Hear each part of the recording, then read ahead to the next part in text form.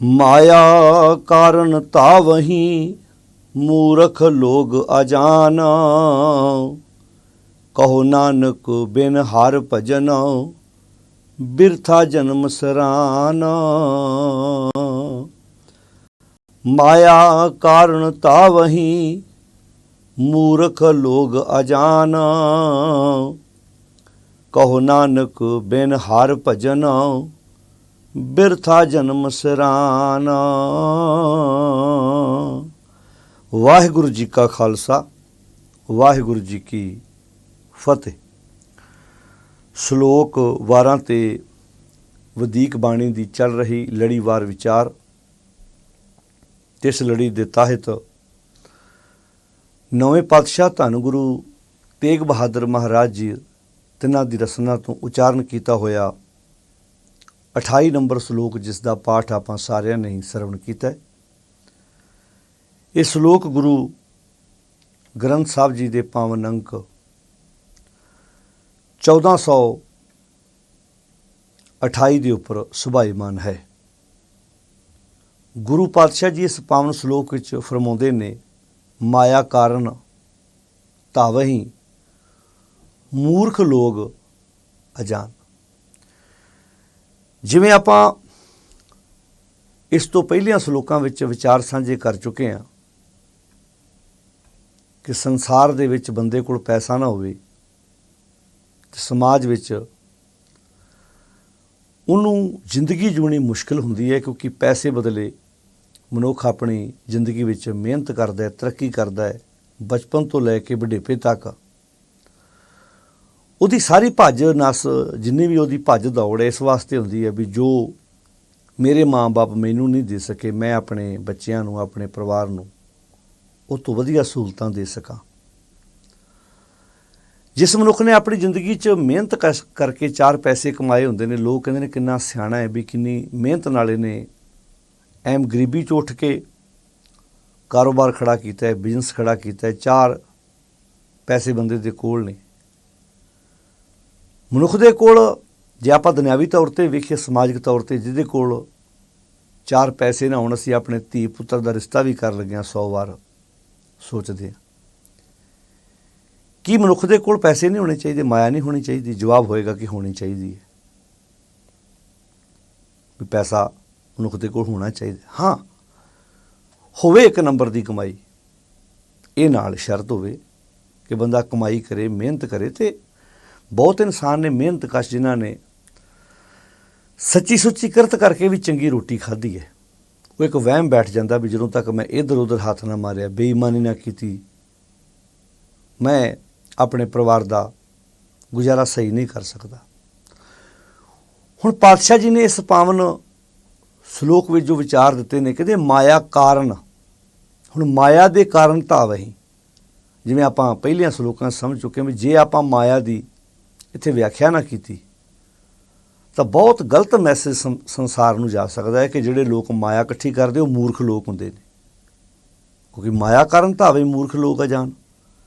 ਇਹਦਾ ਮਤਲਬ ਜਿੰਨਿਆਂ ਲੋਕਾਂ ਦੇ ਕੋਲ ਅੱਜ ਪੈਸਾ ਹੈ ਉਹ ਮੂਰਖ ਲੋਕ ਨੇ। ਜੇ ਆਪਾਂ ਮਾਇਆ ਦੇ ਸਹੀ ਅਰਥ ਨਹੀਂ ਕਰਾਂਗੇ, ਜੇ ਆਪਾਂ ਮਾਇਆ ਦੇ ਅਰਥ ਸਿਰਫ ਪੈਸਾ, ਕਰੰਸੀ, ਡਾਲਰ, ਪਾਉਂਡ ਹੀ ਕਰਾਂਗੇ, ਤੇ ਫਿਰ ਜਿਨ੍ਹਾਂ ਲੋਕਾਂ ਨੇ ਵੀ ਅੱਜ ਤੱਕ 4 ਛਿੱਲੜ ਇਕੱਠੇ ਕੀਤੇ ਨੇ, ਇਹਦਾ ਮਤਲਬ ਉਹ ਗੁਰੂ ਦੀ ਬਾਣੀ ਮੁਤਾਬਕ ਮੂਰਖਾਂ ਦੀ ਕਤਾਰ 'ਚ ਖੜੇ ਹੁੰਦੇ ਨੇ। ਫਿਰ ਉਹ ਵੀ ਗੱਲ ਵੀ ਮਾਇਆ ਧਾਰੀ ਅਤ ਅੰਨਾ ਬੋਲਾ, ਵੀ ਜਿਹਦੇ ਕੋਲ 4 ਛਿੱਲੜ ਹੁੰਦੇ ਨੇ ਉਹ ਅੰਨਾ ਵੀ ਹੁੰਦਾ ਅਤੇ ਬੋੜਾ ਵੀ ਹੁੰਦਾ ਹੈ।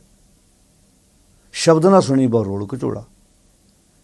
ਕਿ ਸੱਚੀ ਜਿਨ੍ਹਾਂ ਕੋਲ 4 ਛਿੱਲੜ ਹੁੰਦੇ ਨੇ ਉਹ ਮਾਇਆ ਧਾਰੀ ਜਿਹੜੇ ਹੁੰਦੇ ਨੇ ਉਹ ਅੰਨੇ ਤੇ ਬੋਲੇ ਹੁੰਦੇ ਨੇ, ਉਹਨਾਂ ਨੂੰ ਸੁਣਦਾ ਅਤੇ ਦਿਖਦਾ ਨਹੀਂ ਹੈ। ਕਿਉਂਕਿ ਇਹ ਗੱਲਾਂ ਕਰਨੀਆਂ ਬਹੁਤ ਜ਼ਰੂਰੀ ਨੇ ਵੀ ਜੇ ਇਹਨਾਂ ਸ਼ਬਦਾਂ ਦੇ ਆਪਾਂ ਸਹੀ ਅਰਥ ਜਿਸ ਤਰੀਕੇ ਨਾਲ ਗੁਰੂ ਪਾਤਸ਼ਾਹ ਜੀ ਸਾਨੂੰ ਸਮਝਾਉਣਾ ਚਾਹੁੰਦੇ ਨੇ ਨਾ ਵਿਚਾਰੇ, ਤਾਂ ਬੜਾ ਗਲਤ ਮੈਸੇਜ ਸੰਸਾਰ 'ਤੇ ਜਾ ਸਕਦਾ। ਵੀ ਇਹਦਾ ਮਤਲਬ ਜਿਹੜੇ ਲੋਕਾਂ ਦੇ ਕੋਲ 4 ਛਿੱਲੜ ਨੇ ਉਹ ਤਾਂ ਮੂਰਖ ਲੋਕ ਨੇ, ਸਤਿਗੁਰ ਦੀ ਬਾਣੀ ਕਹਿੰਦੀ। ਪਰ ਵਾਸਤਵ ਵਿੱਚ ਸਤਿਗੁਰੂ ਜੀ ਇੱਥੇ ਕਹਿ ਰਹੇ ਨੇ ਜਿਨ੍ਹਾਂ ਨੇ ਮਾਇਆ ਇਕੱਠੀ ਕੀਤੀ ਜਾਂ ਮਾਇਆ ਕਾਰਨ ਜਿਹੜੇ ਦਿਨ ਰਾਤ ਭੱਜ ਨੱਸ ਕਰਦੇ ਨੇ, ਮੂਰਖ ਲੋਕ ਨੇ। ਪਰ ਇੱਥੇ ਵੇਖਣਾ ਵੀ ਪੈਣਾ ਨਾ ਮਾਇਆ ਕਿਹੜੀ ਦੀ ਗੱਲ ਹੋ ਰਹੀ ਹੈ। ਕੀ ਇੱਥੇ ਕਰੰਸੀ ਦੀ, ਪੈਸੇ, ਸੋਨੇ, ਚਾਂਦੀ, ਇਹਦੀ ਗੱਲ ਹੋ ਰਹੀ ਨਹੀਂ? ਇਹ ਤੋਂ ਬਿਨਾਂ ਤਾਂ ਸੰਸਾਰ ਚੱਲਦਾ ਨਹੀਂ। ਆਪਾਂ ਪਹਿਲਿਆਂ ਸਲੋਕਾਂ 'ਚ ਵਿਚਾਰੀਏ ਵੀ ਤੁਸੀਂ ਕਿਸੇ ਦੁਕਾਨ ਤੇ ਜਾਣਾ, ਤੁਹਾਨੂੰ ਫ੍ਰੀ ਸੁਵਿਧਾ ਥੋੜ੍ਹਾ ਦੇਵੇਗਾ। ਤੁਸੀਂ ਕਿਸੇ ਬੱਸ ਵਿੱਚ ਸਫ਼ਰ ਕਰਨਾ, ਉੱਥੇ ਅਗਲਾ ਪਹਿਲਾਂ ਪੈਸੇ ਮੰਗਦਾ ਹੈ। ਤੁਸੀਂ ਹੌਸਪੀਟਲ ਜਾਣਾ ਹੈ, ਉਹਦਾ ਵੀ ਅਗਲਾ ਕਹਿੰਦਾ ਪਹਿਲਾਂ ਚਾਰਜ ਕਰ ਭਾਈ, ਫਿਰ ਤੇਰਾ ਇਲਾਜ ਹੋਏਗਾ। ਭਾਵੇਂ ਵਿਦੇਸ਼ਾਂ ਵਿੱਚ ਹੌਸਪੀਟਲਾਂ ਵਿੱਚ ਕਈਆਂ ਕੰਟਰੀਆਂ ਵਿੱਚ ਇਲਾਜ ਫ੍ਰੀ ਹੈ, ਪਰ ਉਹ ਇਲਾਜ ਆਪਾਂ ਇਹ ਵੀ ਨਹੀਂ ਕਹਿ ਸਕਦੇ ਫ੍ਰੀ ਹੈ, ਕਿਉਂਕਿ ਉੱਥੋਂ ਦੇ ਰਹਿਣ ਵਾਲਾ ਕਿਸੇ ਨਾ ਕਿਸੇ ਰੂਪ ਵਿੱਚ ਸਰਕਾਰ ਨੂੰ ਉਹ ਪੈਸੇ ਦੇ ਰਿਹਾ ਟੈਕਸ ਦੇ ਰੂਪ ਵਿੱਚ, ਅਤੇ ਉਹੀ ਟੈਕਸ ਬਾਅਦ ਵਿੱਚ ਉਹਦੀ ਐਜੂਕੇਸ਼ਨ, ਉਹਦੀ ਮੈਡੀਕਲ ਦੇ ਉੱਤੇ ਫਿਰ ਉਹਨੂੰ ਵਾਪਸ ਮਿਲ ਰਿਹਾ, ਬਲਕਿ ਫ੍ਰੀ ਨਹੀਂ ਹੈ। ਉਹ ਵੀ ਪਬਲਿਕ ਦਾ ਪੈਸਾ ਹੀ ਪਬਲਿਕ ਨੂੰ ਦੁਬਾਰਾ ਰੀਸਰਕਲ ਹੋ ਰਿਹਾ ਹੈ। ਜੇ ਸਰਕਾਰ ਟੈਕਸ ਨਾ ਲਵੇ ਪਬਲਿਕ ਕੋਲੋਂ, ਸਰਕਾਰ ਆਪਣੇ ਕੋਲੋਂ ਕਿੰਨਾ ਕੁ ਪਬਲਿਕ ਨੂੰ ਸਹੂਲਤਾਂ ਦੇ ਸਕਦੀ ਹੈ ਭਲਾ? ਤੁਸੀਂ ਆਪ ਅੰਦਾਜ਼ਾ ਲਾ ਕੇ ਵੇਖੋ। ਜਦੋਂ ਪਬਲਿਕ ਇਮਾਨਦਾਰ ਹੁੰਦੀ ਹੈ ਸਰਕਾਰਾਂ ਪ੍ਰਤੀ, ਫਿਰ ਸਰਕਾਰਾਂ ਵੀ ਪੂਰਾ ਸਹੂਲਤਾਂ ਦਿੰਦੀਆਂ ਨੇ ਪਬਲਿਕ ਨੂੰ। ਆਪਾਂ ਮਾਝ ਕੀ ਵਾਰ ਵਿੱਚ ਗੁਰੂ ਨਾਨਕ ਸਾਹਿਬ ਦਾ ਵਾਕ ਪੜ੍ਹਦੇ ਹਾਂ ਵੀ ਰਾਜਾ ਮੰਗੈ ਦਿੱਤੇ ਗੰਢ ਪਾਏ। ਜਦੋਂ ਰਾਜਾ ਹੁਣ ਤਾਂ ਰਾਜ ਪ੍ਰਬੰਧ ਨੇ, ਹੁਣ ਤੇ ਸਰਕਾਰਾਂ ਨੇ ਚੁਣੀਆਂ ਜਾਂਦੀਆਂ ਨੇ ਬਕਾਇਦਾ। ਪਹਿਲਾਂ ਤੇ ਇਹ ਇੱਦਾਂ ਹੀ ਸਿਸਟਮ ਚੱਲਦਾ ਸੀ ਵੀ ਪਹਿਲਾ ਪਿਤਾ ਰਾਜਾ ਹੈ, ਬਾਅਦ ਵਿੱਚ ਪੁੱਤਰ ਰਾਜਾ ਹੈ, ਕਦੀ ਦਾਦਾ ਰਾਜਾ ਸੀ। ਉਹ ਸੀਨਾ ਪਸੀਨਾ ਉੱਦਾਂ ਤੁਰਿਆ ਆਉਂਦਾ ਸੀ ਕੰਮ। ਤੋ ਰਾਜਾ ਵੀ ਪਬਲਿਕ ਨੂੰ ਸਹੂਲਤਾਂ ਤਾਂ ਹੀ ਦੇ ਪਾਉਂਦਾ ਸੀ ਵੀ ਜੇ ਰਾਜਾ ਉਹਨਾਂ ਕੋਲੋਂ ਟੈਕਸ ਮੰਗਦਾ ਸੀ, ਕਰ ਮੰਗਦਾ ਸੀ, ਉਹ ਟੈਕਸ ਦਿੰਦਾ ਸੀ ਤੇ ਪਬਲਿਕ ਨੂੰ ਉਹਦੀਆਂ ਸਹੂਲਤਾਂ ਬੈਨੀਫਿਟ ਹੁੰਦੇ ਸੀ ਬਾਅਦ ਵਿੱਚ। ਹੁਣ ਕਿਤੇ ਜੇ ਰਾਜੇ ਦੀ ਤੇ ਪਬਲਿਕ ਦੀ ਆਪਸ ਵਿੱਚ ਅਣਬਣ ਹੋ ਗਈ ਹੈ, ਰਾਜਾ ਮੰਗੈ ਦਿੱਤੇ ਗੰਢ ਪਾਏ। ਰਾਜਾ ਮੰਗਦਾ ਹੈ, ਟੈਕਸ ਮੰਗਦਾ, ਆਪਣਾ ਹੱਕ ਮੰਗਦਾ ਹੈ, ਅਤੇ ਉਹ ਪਬਲਿਕ ਟੈਕਸ ਤਾਰਦੀ ਹੈ, ਅਤੇ ਫਿਰ ਰਾਜੇ ਦੀ ਤੇ ਪਬਲਿਕ ਦੀ ਆਪਸ ਵਿੱਚ ਗੰਢ ਪੈਂਦੀ ਹੈ। ਹੁਣ ਇਹਨੂੰ ਅਜੋਕੇ ਸਮੇਂ 'ਚ ਆਪਾਂ ਸਰਕਾਰਾਂ 'ਤੇ ਲਾ ਲਈਏ ਵੀ ਸਰਕਾਰਾਂ ਦਾ ਜਿੰਨਾ ਬਣਦਾ ਟੈਕਸ, ਜਦੋਂ ਪਬਲਿਕ ਟੈਕਸ ਤਾਰਦੀ ਹੈ, ਫਿਰ ਉਹ ਟੈਕਸ ਮੈਡੀਕਲ ਦੇ ਰੂਪ 'ਚ, ਐਜੂਕੇਸ਼ਨ ਦੇ ਰੂਪ 'ਚ, ਜਾਂ ਬਾਕੀ ਜਿੰਨੀਆਂ ਵੀ ਸਹੂਲਤਾਂ ਉਸ ਕੰਟਰੀ ਦੇ ਰਹਿਣ ਵਾਲੇ ਮਨੁੱਖ ਨੂੰ ਚਾਹੀਦੀਆਂ ਨੇ, ਉਹ ਸਰਕਾਰ ਦਿੰਦੀ ਹੈ। ਅਤੇ ਆਪਾਂ ਕਹਿ ਦਿੰਦੇ ਹਾਂ ਵੀ ਇੱਥੇ ਮੈਡੀਕਲ ਫ੍ਰੀ ਹੈ, ਇੱਥੇ ਐਜੂਕੇਸ਼ਨ ਫ੍ਰੀ ਹੈ। ਵਾਸਤਵ ਵਿੱਚ ਇੱਦਾਂ ਹੁੰਦਾ ਵੀ ਉਹ ਪਬਲਿਕ ਦਾ ਪੈਸਾ ਹੀ ਪਬਲਿਕ 'ਤੇ ਲੱਗ ਰਿਹਾ। ਉਹ ਕਿੱਦਾਂ ਲੱਗ ਰਿਹਾ, ਆਹ ਧਿਆਨ ਨਾਲ ਸਮਝੋ। ਉਹ ਇੱਦਾਂ ਲੱਗ ਰਿਹਾ, ਚਲੋ ਮੰਨ ਲਓ ਇੱਕ ਬੰਦੇ ਦਾ 3 ਲੱਖ ਦਾ ਪੈਕੇਜ ਹੈ ਸਾਲ ਦਾ। ਹੁਣ ਉਹਦਾ ਕੁਦਰਤੀ ਗੱਲ 3 ਲੱਖ ਦੇ ਹਿਸਾਬ ਨਾਲ ਟੈਕਸ ਜਾਣਾ। ਇੱਕ ਬੰਦੇ ਦਾ ਪੈਕੇਜ ਹੈ 1 ਲੱਖ ਦਾ, ਉਹਦਾ 1 ਲੱਖ ਦੇ ਹਿਸਾਬ ਨਾਲ ਟੈਕਸ ਜਾਣਾ। ਜਿਹਦਾ 50,000 ਦਾ ਪੈਕੇਜ ਹੈ, ਉਹਦਾ 50,000 ਦੇ ਹਿਸਾਬ ਦੇ ਨਾਲ ਟੈਕਸ ਜਾਏਗਾ। ਹੁਣ ਟੈਕਸ 50,000 ਵਾਲੇ ਨੇ ਵੀ ਤਾਰਿਆ, ਟੈਕਸ 2.5 ਲੱਖ ਵਾਲੇ ਨੇ ਵੀ ਤਾਰਿਆ, ਟੈਕਸ 3 ਲੱਖ 5 ਲੱਖ ਵਾਲੇ ਨੇ ਵੀ ਤਾਰਿਆ। ਪਰ ਜਦੋਂ ਸਰਕਾਰ ਕੋਲ ਉਹ ਪੈਸਾ ਪਹੁੰਚਣਾ ਹੈ, ਉਹਦੀਆਂ ਸਹੂਲਤਾਂ 50,000 ਵਾਲੇ ਨੂੰ ਵੀ ਉਨੀ ਮਿਲਣੀ ਹੈ, ਜਿਹਨੂੰ ਬਰਾਬਰਤਾ ਕਹਿੰਦੇ, ਅਤੇ 2.5 ਲੱਖ ਵਾਲੇ ਨੂੰ ਵੀ ਉਨੀ ਮਿਲਣੀ ਹੈ। ਜਦੋਂ ਮੈਡੀਕਲ ਉਹ ਸਹੂਲਤ ਲੈਣ ਜਾਏਗਾ, ਇਲਾਜ ਕਰਾਉਣ ਜਾਏਗਾ, ਇਹ ਥੋੜ੍ਹਾ ਕਿਹਾ ਜਾਏਗਾ ਵੀ ਜਿਹਨੇ 2.5 ਲੱਖ ਹੈ ਉਹਦੇ ਵਾਸਤੇ ਇਲਾਜ ਵੱਖਰਾ, ਜਿਹਨੇ 50,000 ਦਾ। ਹੁਣ ਉਹਦੀ ਇਨਕਮ ਹੀ ਉਨੀ ਸੀ, ਜਿੰਨੀ ਉਹਦੀ ਇਨਕਮ ਸੀ ਉਹਨੇ ਉਹਦੇ ਵਿੱਚੋਂ ਟੈਕਸ ਪੇ ਕਰ ਦਿੱਤਾ। ਉਹਦੇ ਵਿੱਚੋਂ ਜਿੰਨਾ ਉਹਨੇ ਟੈਕਸ ਤਾਰਿਆ, ਅਤੇ ਸਰਕਾਰ ਉਹ ਪੈਸਾ ਫਿਰ ਉਹ ਪਬਲਿਕ ਉੱਤੇ ਲਾਉਂਦੀ ਹੈ। ਤਾਂ ਖੈਰ ਮੈਂ ਐਗਜ਼ਾਮਪਲ ਤਾਂ ਦਿੱਤੀ ਹੈ ਕਿ ਜਿਹਨੂੰ ਅਸੀਂ ਆਪਾਂ ਕਹਿੰਦੇ ਹਾਂ ਵੀ ਸੰਸਾਰ 'ਤੇ ਫ੍ਰੀ ਕੁਝ ਨਹੀਂ ਹੈ। ਜਦੋਂ ਆਪਾਂ ਕਈ ਵਾਰੀ ਕਹਿੰਦੇ ਹਾਂ ਕਿ ਮੈਨੂੰ ਆਪਾਂ ਭਾਵੇਂ ਹੁੰਦਾ ਇਹ ਕੰਪਨੀਆਂ ਦਾ ਤਰੀਕਾ ਹੁੰਦਾ ਸਮਾਨ ਵੇਚਣ ਦਾ, ਭਾਵੇਂ ਲਿਖਿਆ ਹੁੰਦਾ ਵੀ ਇੱਕ ਵੱਡੀ ਚੀਜ਼ ਨਾਲ ਛੋਟੀ ਚੀਜ਼ ਫ੍ਰੀ, ਉਹ ਫ੍ਰੀ ਨਹੀਂ ਹੁੰਦੀ। ਵਾਸਤਵ 'ਚ ਪਹਿਲਾਂ ਜਿਸ ਇਹਦਾ ਕੰਪਨੀਆਂ ਫ੍ਰੀ ਦੇਣ ਲੱਗਣ ਅਤੇ ਕੰਪਨੀਆਂ 'ਤੇ ਡੁੱਬ ਜਾਣ, ਘਾਟਾ ਪੈ ਜਾਏ ਉਹਨਾਂ ਨੂੰ, ਉਹ ਸਿਰਫ ਉਹ ਪੂਰਾ ਜੋੜ ਘਟਾਓ ਕਰਦੇ ਆ ਵੀ ਉੱਦਾਂ ਸਾਡੀਆਂ ਵਸਤੂਆਂ ਵਿਕਣੀਆਂ 100, ਫ੍ਰੀ ਦੇ ਨਾਲ ਉਨੀ ਐਵਰੇਜ ਆ ਜਾਣੀ ਹੈ 100-150 ਦੀ। ਇਹ ਤਾਂ ਮਤਲਬ ਉਹਨਾਂ ਸਮਾਨ ਸਾਡੇ ਕੋਲ ਕਿੰਨਾ ਚਿਰ ਸਟਾਕ ਪਿਆ ਰਹੇਗਾ। ਸਮਾਨ ਸੇਲ ਕਰ ਦਿਓ, ਉਹ ਆਪਣੇ ਆਪ ਤੁਹਾਨੂੰ ਉਹਦਾ ਬੈਨੀਫਿਟ ਮਿਲ ਜਾਣਾ। ਕੋਈ ਵੀ ਕੰਪਨੀ ਆਪਣੇ ਕੋਲੋਂ ਵਸਤੂ ਨਹੀਂ ਦਿੰਦੀ। ਉਹਨੂੰ ਪਤਾ ਵੀ ਇਹ ਵਸਤੂ ਉੱਦਾਂ ਮੈਨੂੰ 1 ਸਾਲ ਸਾਂਭਣੀ ਪੈਣੀ ਹੈ, ਇੱਦਾਂ ਮੇਰੀ 2-3 ਮਹੀਨੇ 'ਚ ਵਿਕ ਜਾਣੀ ਹੈ। ਇਹਦਾ ਮਤਲਬ ਉਹ 2-3 ਮਹੀਨੇ 'ਚ ਮੈਂ ਹੋਰ ਸਮਾਨ ਤਿਆਰ ਕਰ ਸਕਦਾ। ਉਹ ਫਿਰ ਇੱਦਾਂ ਤਿਆਰ ਕਰਦੇ ਵੀ ਇੱਕ ਵੱਡੀ ਚੀਜ਼ ਨਾਲ ਛੋਟੀ ਚੀਜ਼ ਫ੍ਰੀ ਦੇਣੀ ਹੈ। ਸਾਡੇ ਬ੍ਰੇਨ 'ਚ ਇੱਕਦਮ ਮੈਸੇਜ ਆਉਂਦਾ, ਇੱਕਦਮ ਵੀ ਇਹ ਚੀਜ਼ ਸਸਤੀ ਲੱਗਦੀ ਹੈ। ਤਰੀਕਾ ਹੈ ਨਾ ਅਗਲੇ ਦਾ, ਬ੍ਰੇਨ ਦੀ ਸੈਟਿੰਗ ਹੈ।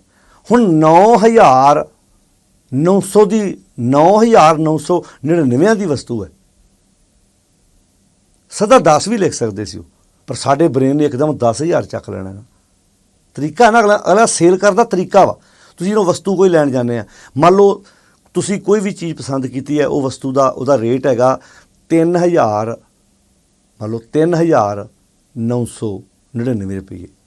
ਹੁਣ ਤੁਹਾਡੇ ਬ੍ਰੇਨ 3 ਲੈ ਰਿਹਾ, 999 ਸਿੱਧਾ ਜੇ 31 ਤੇ ਗੱਲ ਚੱਲੂਗੀ ਤੇ ਆਪਾਂ ਕਹਿਣਾ 31, ਮਤਲਬ ਸਾਡਾ ਬ੍ਰੇਨ ਕੰਪਨੀਆਂ ਨੂੰ, ਅਗਲੇ ਜਿਹੜੀਆਂ ਕੰਪਨੀਆਂ ਤਿਆਰ ਕਰ ਰਹੇ ਉਹਨਾਂ ਦੇ ਪਿੱਛੇ ਕਿੱਡਾ ਵੱਡਾ ਬ੍ਰੇਨ ਹੈ, ਕਿੰਨੀ ਉਹਨਾਂ ਨੇ ਸਟੱਡੀ ਕੀਤੀ ਹੈ ਵੀ ਤੁਸੀਂ ਜਿਹੜਾ ਗਾਹਕ ਹੈ, ਕਸਟਮਰ ਹੈ, ਉਹਨੂੰ ਤੁਸੀਂ ਕਿੱਦਾਂ ਇਸ ਬੰਨੇ ਲੈ ਕੇ ਆਉਣਾ, ਕਿੱਦਾਂ ਉਹਦੇ ਬ੍ਰੇਨ ਦੀ ਕਿੱਦਾਂ ਸੈਟਿੰਗ ਤੁਸੀਂ ਕਰਨੀ ਹੈ।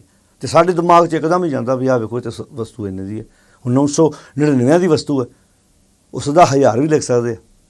ਗੱਲ 1 ਰੁਪਏ ਦੀ ਨਹੀਂ ਹੈ, ਗੱਲ ਤੁਹਾਡੇ ਬ੍ਰੇਨ ਦੇ ਤੱਕ ਪਹੁੰਚਾਉਣ ਦੀ ਗੱਲ ਹੈ। ਕਈ ਵਾਰੀ 99 ਰੁਪਏ ਦੀ ਵਸਤੂ ਹੁੰਦੀ ਹੈ, ਉਹ ਲਿਖ ਤਾਂ 100 ਵੀ ਸਕਦੇ ਆ, ਉਹ ਐਵੇਂ ਥੋੜ੍ਹਾ ਕਰ ਸਕਦੇ, ਉਹ 102 ਵੀ ਲਿਖ ਸਕਦੇ ਸੀ, ਪਰ ਅਗਲੇ 99 ਰੁਪਏ ਲਿਖਦੇ ਉੱਤੇ, ਤਾਂ ਕਿ ਬੰਦੇ ਦੇ ਬ੍ਰੇਨ ਦੇ ਵਿੱਚ ਜਾਵੇ ਕਿ ਮੈਂ ਤਾਂ 99 ਦੀ ਵਸਤੂ ਲੈ ਕੇ ਆਇਆ।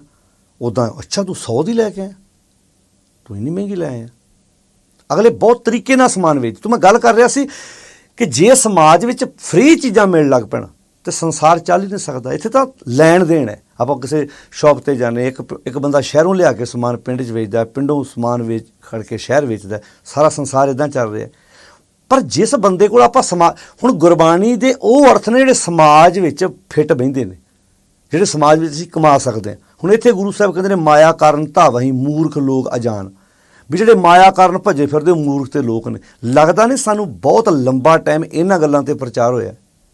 ਇਸੇ ਕਰਕੇ ਬਹੁਤੇ ਅਖੌਤੀ ਧਾਰਮਿਕ ਲੋਕ ਆਮ ਗ੍ਰਸਤੀਆਂ ਤੇ ਕਾਰੋਬਾਰੀ ਲੋਕਾਂ ਦੇ ਸਿਰ 'ਤੇ ਬੈਠੇ ਸੀ ਵੀ ਤੁਸੀਂ ਤੇ ਮੂਰਖ ਲੋਕ ਜੇ, ਤੁਸੀਂ ਤੇ ਮਾਇਆ ਕਾਰਨ ਭੱਜੇ ਫਿਰਦੇ ਜੇ, ਸਾਰੀ ਦਿਹਾੜੀ ਮਾਇਆ ਮਾਇਆ ਮਾਇਆ। ਅਤੇ ਜੇ ਅੱਗੇ ਇਹ ਕਹਿਣ ਬਾਬਾ ਜੀ ਅਸੀਂ ਮਾਇਆ ਨਾ ਕਮਾਈਏ, ਤੁਸੀਂ ਇੰਨੀਆਂ ਮਹਿੰਗੀਆਂ ਗੱਡੀਆਂ 'ਤੇ ਨਹੀਂ ਚੜ੍ਹ ਸਕਦੇ। ਜੇ ਅਸੀਂ ਰੈਸਟੋਰੈਂਟ ਜਾ ਕੇ ਕੰਮ ਨਾ ਕਰੀਏ, ਅਸੀਂ ਕਿਸਾਨ ਖੇਤੀ ਨਾ ਕਰੀਏ, ਅਸੀਂ ਮਿਹਨਤ ਨਾ ਕਰੀਏ, ਤਾਂ ਤੁਹਾਡੇ ਤਨ ਦੇ ਉੱਤੇ ਇਹ ਕੱਪੜਾ ਨਹੀਂ ਆ ਸਕਦਾ। ਜਿਹੜੇ ਤੁਸੀਂ ਮਹਿੰਗੇ ਕੱਪੜੇ ਪਾਉਂਦੇ, ਜੋ ਵੀ ਤੁਸੀਂ ਆਪਣੇ ਘਰ ਵਿੱਚ ਸਹੂਲਤਾਂ ਆਪਣੇ ਡੇਰਿਆਂ 'ਚ ਮੰਨ ਰਹੇ ਜੇ, ਇਹ ਸਾਡੀ ਬਦੌਲਤ ਹੈ।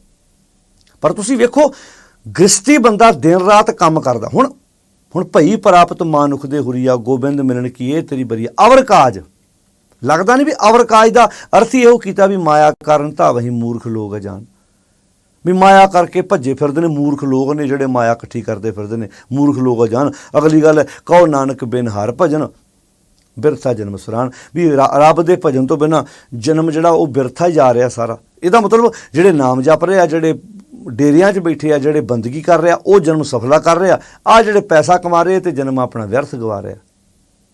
ਜੇ ਇੱਦਾਂ ਹੁੰਦਾ ਤਾਂ ਗੁਰੂ ਰਾਮਦਾਸ ਮਹਾਰਾਜ ਨੂੰ ਖੁਦ 52 ਕਿੱਤਿਆਂ ਦੇ ਵਪਾਰੀ ਲਿਆ ਕੇ ਅੰਮ੍ਰਿਤਸਰ ਵਸਾਉਣ ਦੀ ਲੋੜ ਸੀ। ਉਹ ਕਹਿੰਦੇ ਮੈਂ ਤੁਹਾਨੂੰ ਮਾਇਆ ਕਮਾਉਣ ਦੇ ਤਰੀਕੇ ਕਿਉਂ ਦੱਸਾਂ ਵੀ।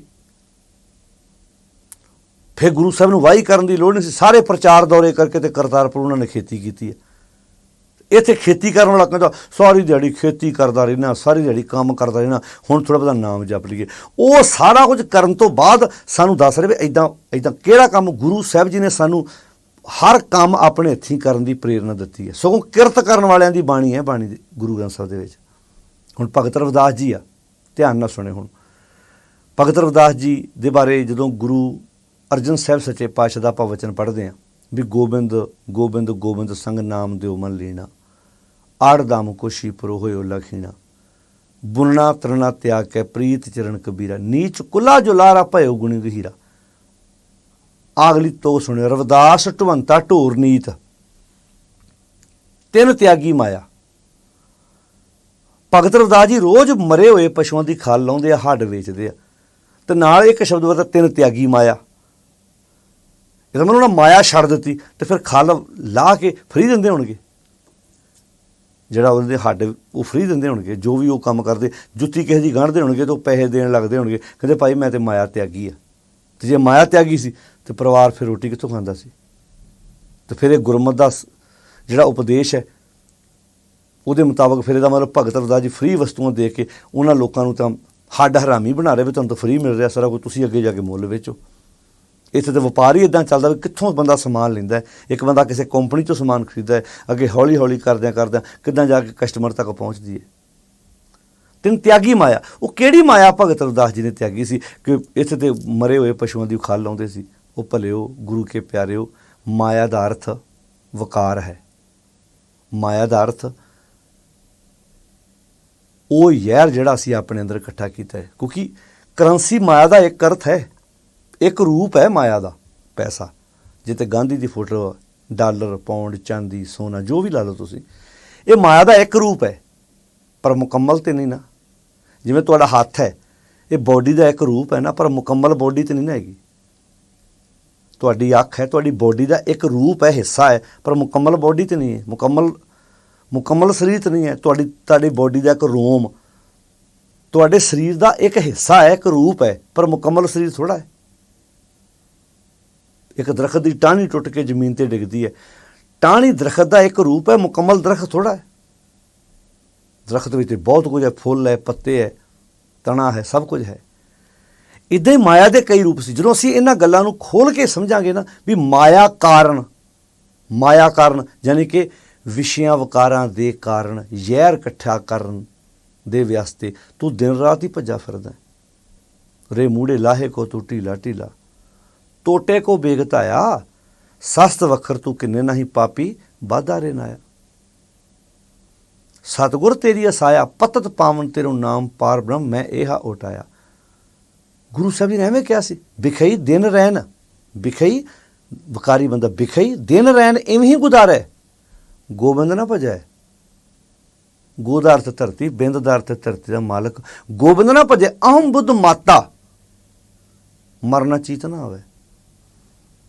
ਭਾਵ ਵਕਾਰਾਂ ਵਿੱਚ ਹੀ ਜ਼ਿੰਦਗੀ ਜੂ ਰਿਹਾ, ਆਪਣੀ ਵਕਾਰਾਂ ਵਿੱਚ ਹੀ ਆਪਣਾ ਜੀਵਨ ਤਬਾਹ ਕਰ ਰਿਹਾ। ਮਾਇਆ ਕਾਰਨ ਧਾਵੇਂ, ਜਿਹੜਾ ਉੱਥੇ ਸ਼ਬਦ ਵਰਤੇ ਨਾ ਕਿ ਮਾਇਆ ਧਾਰੀ ਅੱਤ ਅੰਨਾ ਬੋਲਾ, ਤਾਂ ਫਿਰ ਜਿਹੜੇ ਬੰਦੇ ਜਿਨ੍ਹਾਂ ਕੋਲ ਚਾਰ ਪੈਸੇ ਨੇ, ਕੋਈ ਵੀ ਕੰਮ ਪੈਸਿਆਂ ਤੋਂ ਬਿਨਾਂ ਹੁੰਦਾ ਹੀ ਨਹੀਂ। ਆ ਕਈ ਬੰਦੇ ਐਸੇ ਅਮੀਰ ਲੋਕ ਆ, ਉਹ ਪਰਉਪਕਾਰ ਲਈ ਵੀ ਪੈਸਾ ਵਰਤਦੇ ਨੇ, ਅਤੇ ਕਮਾਇਆ ਵੀ ਉਹਨਾਂ ਨੇ ਨੇਕ ਤਰੀਕੇ ਨਾਲ, ਚੰਗੇ ਕੰਮਾਂ 'ਤੇ ਉਹਨਾਂ ਨੇ ਪੈਸਾ ਲਾਇਆ।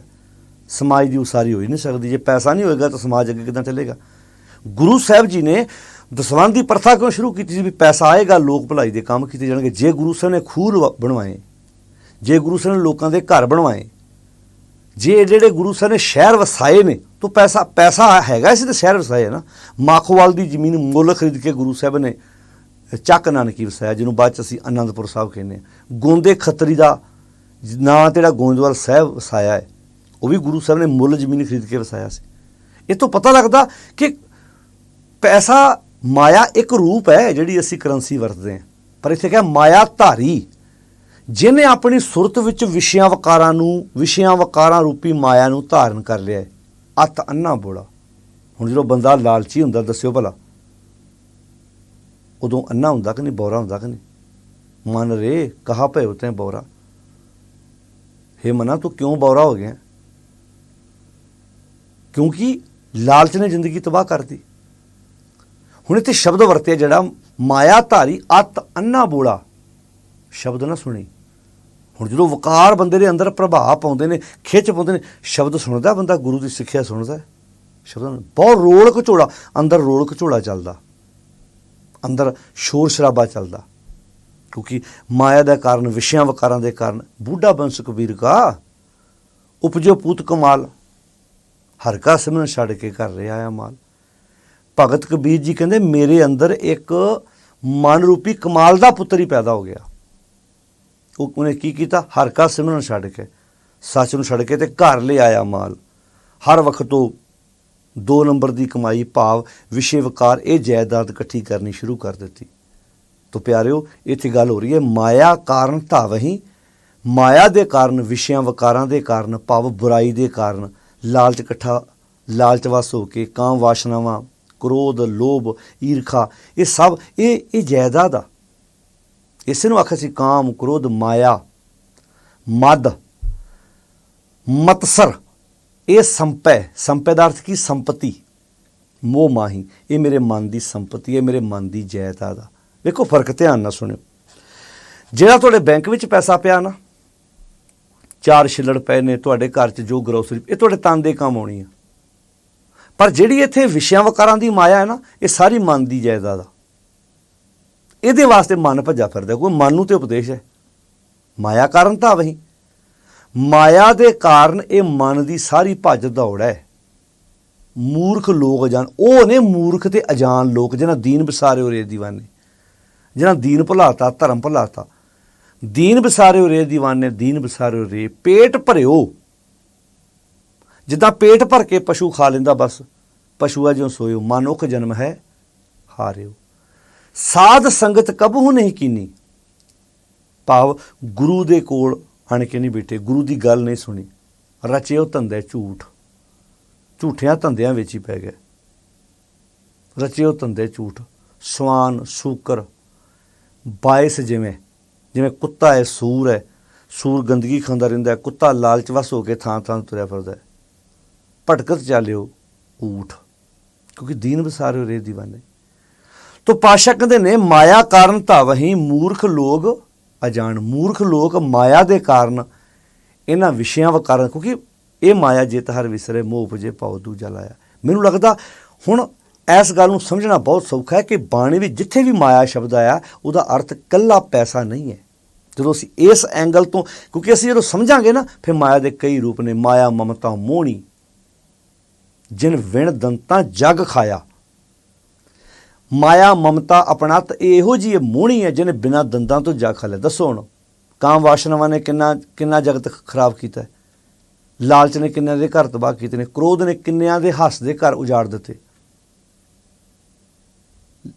ਮੋਹ ਨੇ ਕਿੰਨਿਆਂ ਦੇ ਘਰ ਤਬਾਹ ਕੀਤੇ ਨੇ। ਚਿੱਕੜ ਆਖਿਆ ਬਾਣੀ 'ਚ ਇਹਨੂੰ।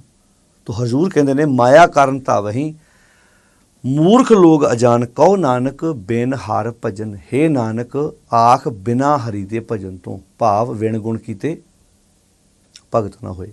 ਬਿਨਾਂ ਗੁਣਾਂ ਤੋਂ ਭਗਤੀ ਨਹੀਂ ਹੋ ਸਕਦੀ, ਬਿਨਾਂ ਗੁਣਾਂ ਤੋਂ ਇਬਾਦਤ ਨਹੀਂ ਹੋ ਸਕਦੀ। ਗੁਣ ਹੀ ਇਬਾਦਤ ਨੇ। ਬਿਰਥਾ ਜਨਮ ਸਰਾਨ।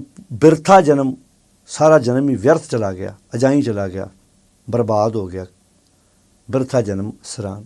ਤੋ ਗੁਰੂ ਪਾਤਸ਼ਾਹ ਜੀ ਇਸ ਪਾਵਨ ਸ਼ਲੋਕ ਵਿੱਚ ਬਹੁਤ ਪਿਆਰਾ ਉਪਦੇਸ਼ ਬਖਸ਼ਿਸ਼ ਕਰ ਰਹੇ ਨੇ ਕਿ ਅਸੀਂ ਆਪਣਾ ਜੀਵਨ ਮਾਇਆ ਦੇ ਕਾਰਨ ਬਰਬਾਦ ਨਹੀਂ ਕਰਨਾ। ਅਤੇ ਇੱਥੇ ਮਾਇਆ ਦਾ ਅਰਥ ਪੈਸਾ ਨਹੀਂ, ਆਪਾਂ ਸਮਝ ਚੁੱਕੇ ਹਾਂ। ਇੱਥੇ ਮਾਇਆ ਦਾ ਅਰਥ ਹੈ ਜਿਹੜਾ ਸਾਡਾ ਮਨ, ਕਿਉਂਕਿ ਮਨ ਨੇ ਜੀਵਨ ਵਿਅਰਥ ਕੀਤਾ ਨਾ, ਕਿਉਂਕਿ ਮਨ ਇਸ ਬੋਡੀ ਦਾ ਮੇਨ ਆਗੂ ਹੈ। ਅਤੇ ਮਨ ਮਾਇਆ ਇਕੱਠੀ ਕਰ ਰਿਹਾ ਹੈ, ਮਨ ਕਾਮ ਵਾਸ਼ਨਾਵਾਂ ਇਕੱਠੀਆਂ ਕਰ ਰਿਹਾ ਹੈ, ਮਨ ਲਾਲਚ ਦੇ ਵਸ ਹੋਇਆ ਪਿਆ ਹੈ। ਮਨ ਇਸੇ ਕਰਕੇ ਤਾਂ ਭਗਤ ਕਬੀਰ ਜੀ ਨੇ ਆਖਿਆ ਸੀ ਬਿਖੇ ਬਾਚ ਬਿਖ ਤੋਂ ਬਾਜ ਹਰ ਰਾਜ ਹਰੀ ਨਾ ਰਾਜਾ। ਸਮਝ ਮਨ ਬੌਰਾ ਰੇ। ਹੇ ਬੌਰਿਆ ਮਨਾ ਇਸ ਗੱਲ ਨੂੰ ਸਮਝ ਲਾ ਨਾ। ਕਿੰਨੇ ਸ਼ਬਦ ਹਾਥੀ ਦੀ ਐਗਜ਼ਾਮਪਲ ਦੇ ਕੇ ਮਨ ਨੂੰ ਸਮਝਾਇਆ, ਤੋਤੇ ਦੀ ਐਗਜ਼ਾਮਪਲ ਦੇ ਕੇ ਮਨ ਨੂੰ ਸਮਝਾਇਆ, ਬਾਂਦਰ ਦੀ ਐਗਜ਼ਾਮਪਲ ਦੇ ਕੇ ਮਨ ਨੂੰ ਸਮਝਾਇਆ ਵੀ ਬਿਖੇ ਬਾਚ ਬਿਖ ਤੋਂ ਬਾਜਾ ਹਰ ਰਾਜ ਸਮਝ ਮਨ ਬੌਰਾ ਰੇ। ਵੀ ਬੌਰਿਆ ਮਨਾ ਇਸ ਗੱਲ ਨੂੰ ਸਮਝ ਲਾ, ਬਿਖ ਤੋਂ ਬਾਜਾ। ਤੇ ਬਿਖ ਕੀ ਆ? ਮਾਇਆ ਬਿਖ ਹੀ ਤੇ ਹੈ। ਮਾਇਆ ਨੂੰ ਬਿਖ ਆਖਿਆ ਬੜਾ ਖਤਰਨਾਕ ਸੱਪ ਹੈ ਜਿਹੜਾ ਬੜੇ ਤਰੀਕੇ ਨਾਲ ਬੰਦੇ ਨੂੰ ਡੰਗ ਮਾਰਦਾ ਤੇ ਲੁੱਟਦਾ। ਤੋ ਸਾਧ ਸੰਗਤ ਜੀ, ਗੁਰੂ ਨੌਵੇਂ ਪਾਤਸ਼ਾਹ ਜੀ ਦੇ ਪਾਵਨ ਸਲੋਕਾਂ ਦੀ ਆਪਾਂ ਵਿਚਾਰ ਕਰ ਰਹੇ ਹਾਂ। ਤਾਂ ਤੁਸੀਂ ਵੇਖੋ, ਲੜੀ ਦੇ ਨਾਲ ਲੜੀ ਮਿਲਾ ਕੇ ਵੇਖੋ। ਇਹ ਤੋਂ ਪਹਿਲਾ ਸੁੱਖ ਹੈ ਜੋ ਸੁੱਖ ਕੋ ਚਾਹੇ ਸਦਾ। ਜੇ ਤੂੰ ਸਦੀਵੀ ਸੁੱਖ ਚਾਹੁੰਦਾ ਹੈ ਤਾਂ ਸ਼ਰਨ ਰਾਮ ਕੀ ਲੈ। ਰਾਮ ਦੀ ਸ਼ਰਨ ਲੈ ਲਾ। ਅਤੇ ਰਾਮ ਸਾਡੇ ਅੰਤਰ ਵਸਿਆ ਹੋਇਆ। ਕੌਣ ਨਾਨਕ ਸੁਣ ਰੇ ਮਨਾ। ਮਨ ਨੂੰ ਕਹਿ ਰਿਹਾ ਸ਼ਰਨ ਰਾਮ ਕੀ ਲੈ। ਸਾਡਾ ਤਨ ਜਾਂਦਾ ਹੈ ਗੁਰਦੁਆਰੇ, ਤਨ ਜਾਂਦਾ ਕਿਸੇ ਧਾਰਮਿਕ ਸਥਾਨ 'ਤੇ, ਪਰ ਇਹਦੇ ਮਨ ਨੂੰ ਕਹਿ ਰਹੇ ਨੇ। ਕਹਿੰਦੇ ਕੌਣ ਨਾਨਕ ਸੁਣ ਰੇ ਮਨਾ। ਦੁਰਲੱਭ ਮਾਨਕ ਦੇ, ਇਹ ਮਨੁੱਖਾਂ ਦੇ ਬੜੀ ਦੁਰਲੱਭ ਹੈ। ਹੋਰ ਦੁਰਲੱਭ ਹੋ ਜਾਏਗੀ ਜਦੋਂ ਮਨਾ ਤੂੰ ਸ਼ਰਨ ਰਾਮ ਦੀ ਲੈ ਲਵੇਂਗਾ। ਅਤੇ ਨਾਲ ਅਗਲਾ ਦੂਜਾ ਪਾਤਰ ਬਦਲ ਕੇ ਹੁਣ ਕਹਿੰਦੇ ਕੁਝ ਮੂਰਖ ਲੋਕ ਨੇ ਜਿਹੜੇ ਸ਼ਰਨ ਰਾਮ ਦੀ ਲੈਣ ਦੀ ਬਜਾਏ ਉਹ ਕੀ ਕਰ ਰਹੇ ਆ, ਮਾਇਆ ਕਾਰਨ ਧਾਵੇ ਭੱਜੇ ਫਿਰਦੇ ਨੇ। ਹੁਣ ਇਹਨਾਂ ਸਲੋਕਾਂ ਨੂੰ ਜਾਂ ਸ਼ਬਦਾਂ ਨੂੰ ਇੱਦਾਂ ਪੇਸ਼ ਕੀਤਾ ਗਿਆ, ਉਹ ਤੁਹਾਡਾ ਭਲਾ ਨਹੀਂ ਜੇ ਹੋਣਾ। ਤੁਸੀਂ 24 ਘੰਟੇ ਪੈਸਾ ਕਮਾਉਣ ਲੱਗੇ ਰਹਿੰਦੇ ਆ, ਇੱਧਰੋਂ ਆਏ ਇਹਨੂੰ ਭੱਜ ਕੇ ਥੋੜ੍ਹੀ ਬਹੁਤੀ ਨਾਮ ਵੀ ਜਪ ਲਓ। ਸੱਚਾਈ ਇਹ ਸੀ ਕਿ ਜਦੋਂ ਤੁਸੀਂ ਸੱਚੀ ਸੁੱਚੀ ਕਿਰਤ ਕਰਦੇ ਸੀ, ਸੱਚੀ ਸੁੱਚੀ ਕਿਰਤ ਕਰਕੇ ਭਾਵ ਚੰਗੇ ਕੰਮ ਕਰਕੇ ਆਪਣੀ ਨੇਕ ਸੋਚ, ਨੇਕ ਕਮਾਈ, ਇਹ ਵੀ ਪਰਮੇਸ਼ਰ ਦਾ ਨਾਮ ਜਪਣਾ ਹੀ ਇੱਕ ਹਿੱਸਾ ਹੈ। ਵੈਸੇ ਤੁਸੀਂ ਆਪਣੀ ਸਵੈ ਪੜਚੋਲ ਕਰੋ। ਤੁਸੀਂ ਜਦੋਂ ਕਿਤੇ ਅੱਤ ਦੇ ਪਰੇਸ਼ਾਨ ਹੋ, ਕਦੇ ਆਪਣੇ ਆਪ ਨਾਲ ਗੱਲਾਂ ਕਰਕੇ ਵੇਖੋ। ਤੁਸੀਂ ਬੜੇ ਤੁਹਾਨੂੰ ਨਵੇਂ ਤੋਂ ਨਵੇਂ ਰਸਤੇ ਲੱਭਣਗੇ। ਤੁਹਾਨੂੰ ਉਹਦੇ ਵਾਸਤੇ ਤੁਹਾਨੂੰ ਪਰਿਵਾਰ ਛੱਡਣ ਦੀ ਲੋੜ ਨਹੀਂ, ਕਿਸੇ ਇਕਾਂਤ ਜਾਣ ਦੀ ਲੋੜ ਨਹੀਂ ਹੈ। ਉੱਥੇ ਤੇ ਬਾਣੀ 'ਚ ਆਖਿਆ ਸੀ ਇੱਕੇ ਥਾਂ 'ਤੇ ਟਿਕ ਜਾ, ਸਵੈ ਪੜਚੋਲ ਕਰ ਲਾ। ਬਾਹਰ ਜਾਂਦੇ ਮਨ ਨੂੰ, ਜਿਹੜਾ ਬਾਹਰ ਭੱਜ ਰਿਹਾ, ਇਹਨੂੰ ਮੋੜ ਕੇ ਅੰਦਰ ਲੈ ਕੇ ਆਉਣਾ। ਮਨ ਰੇ ਥਿਰ ਰਹੋ ਮਤ ਕਤ ਜਾਹੀਂ ਜੀਓ। ਬਾਹਰ ਢੂੰਡਤ ਬਹੁਤ ਦੁੱਖ ਪਾਵੇਂ, ਘਰ ਅੰਮ੍ਰਿਤ ਘਟ ਮਾਹੀ ਜੀਓ। ਤੋ ਸਾਧ ਸੰਗਤ ਜੀ, ਇਹ ਪਾਵਨ ਸ਼ਲੋਕ 28 ਨੰਬਰ ਜਿਸ ਦਾ ਆਪਾਂ ਪਾਠ ਤੇ ਵਿਚਾਰ ਸਾਂਝੀ ਕੀਤੀ ਹੈ। ਕੋਸ਼ਿਸ਼ ਕਰਿਆ ਕਰੋ ਆਪ ਗੁਰਬਾਣੀ ਪੜ੍ਹੋ, ਆਪਣੇ ਬੱਚਿਆਂ ਨੂੰ ਸਤਿਗੁਰ ਦੀ ਬਾਣੀ ਦੇ ਲੜ ਲਾਓ, ਸਹਿਜ ਪਾਠ ਕਰਨ ਸਾਡੇ ਬੱਚੇ। ਕੋਸ਼ਿਸ਼ ਕਰੋ ਵੀ 10th ਕਲਾਸ ਤੱਕ, 10ਵੀਂ ਕਲਾਸ ਤੱਕ ਜਾਂਦਿਆਂ ਬੱਚਿਆਂ ਨੂੰ ਗੁਰਬਾਣੀ ਦੇ ਸਹਿਜ ਪਾਠ ਕਰਨ ਵਾਲੇ ਬੰਨੇ ਹੌਲੀ ਹੌਲੀ ਪ੍ਰੇਰਨਾ ਦੇਣੀ ਚਾਹੀਦੀ ਹੈ। ਬਾਕੀ ਜ਼ਿੰਦਗੀ ਪਈ ਹੈ ਸਾਰੀ ਉਹਨਾਂ ਦੀ, ਪਰ ਸ਼ੁਰੂਆਤ ਕਰੋ। ਕਈਆਂ ਦੀ ਜ਼ਿੰਦਗੀ ਲੰਘ ਗਈ, 20 30 40 50 ਸਾਲ ਹੋ ਗਏ, ਗੁਰਬਾਣੀ ਦਾ ਇੱਕ ਸ਼ਬਦ ਪੜ੍ਹਨਾ ਵੀ ਨਹੀਂ ਆਉਂਦਾ। ਪਰ ਕੋਸ਼ਿਸ਼ ਕਰੋ ਨਾ। ਹੁਣ ਤਾਂ ਬਹੁਤ ਪਿਆਰੇ ਸਾਧਨ ਹੈ ਸਾਡੇ ਕੋਲ, ਤੁਸੀਂ ਜਿੱਥੇ ਮਰਜ਼ੀ ਬੜੇ ਫੋਨ ਕਰਕੇ ਪੁੱਛਦੇ ਆ, ਮੈਂ ਆਈਪੈਡ ਹੈ ਮੇਰੇ ਕੋਲ ਮੋਬਾਈਲ ਹੈ, ਕੰਪਿਊਟਰ ਹੈ, ਮੈਂ ਲੈਪਟਾਪ ਹੈ, ਮੈਂ ਪੜ੍ਹ ਸਕਦਾ। ਤੁਸੀਂ ਬਿਨਾਂ ਝਿਜਕ ਪੜ੍ਹ ਸਕਦੇ ਹੋ। ਜੇ ਉਸੇ ਟੀ ਵੀ 'ਤੇ ਅਸੀਂ ਕੀਰਤਨ ਸੁਣ ਸਕਦੇ ਹਾਂ, ਉਸੇ ਟੀ ਵੀ 'ਤੇ ਸਾਨੂੰ ਮੁੱਖ ਵਾਕ ਸੁਣਾਈ ਦੇ ਰਿਹਾ, ਅਤੇ ਫਿਰ ਅਸੀਂ ਸਤਿਗੁਰ ਦੀ ਬਾਣੀ ਦਾ ਪਾਠ ਕਿਉਂ ਨਹੀਂ ਕਰ ਸਕਦੇ? ਵੀ ਇਹਨਾਂ ਗੱਲਾਂ ਵਿੱਚੋਂ ਬਾਹਰ ਨਿਕਲ ਕੇ ਗੁਰੂ ਦੇ ਉਪਦੇਸ਼ ਨੂੰ ਪੜ੍ਹਨਾ ਅਤੇ ਵਿਚਾਰਨਾ ਹੈ। ਸਾਰਿਆਂ ਦਾ ਧੰਨਵਾਦ। ਫਤਿਹ ਬੁਲਾਓ। ਵਾਹਿਗੁਰੂ ਜੀ ਕਾ ਖਾਲਸਾ, ਵਾਹਿਗੁਰੂ ਜੀ ਕੀ ਫਤਿਹ।